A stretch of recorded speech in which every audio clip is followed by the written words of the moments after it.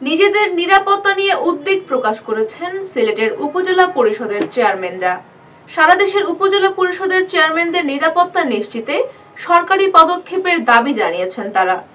সোমবার সংবাদ সম্মেলন করে নিরাপত্তা নিশ্চিত সহ ৩ দফা দাবি উত্থাপন করেছেন স্থানীয় সরকারের এই জনপ্রতিনিধিরা।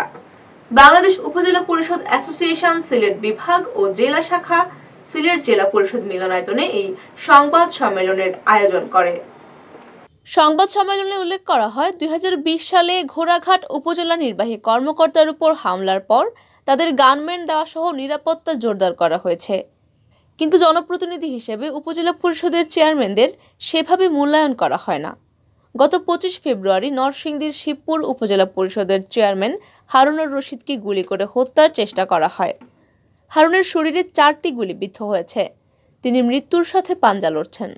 উপজেলা পরিষদের চেয়ারম্যানরা নিরাপত্তাহীনতায় ভুগলেও তাদের নিরাপত্তা নিশ্চিতে কোনো ধরনের কার্যকর পদক্ষেপ নেওয়া হচ্ছে না। সংবাদ সম্মেলনে হারুনুর রশিদের উপর হামলাকারীদের চিহ্নিত করে দৃষ্টান্তমূলক শাস্তি, উপজেলা পরিষদের চেয়ারম্যানদের নিরাপত্তা নিশ্চিতের দাবি জানানো হয়।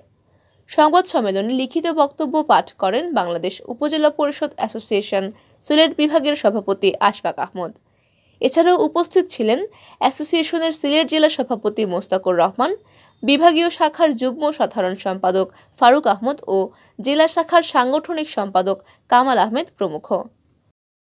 আমরা আশা করি সামনের মাসের 19 তারিখের মধ্যে আমাদের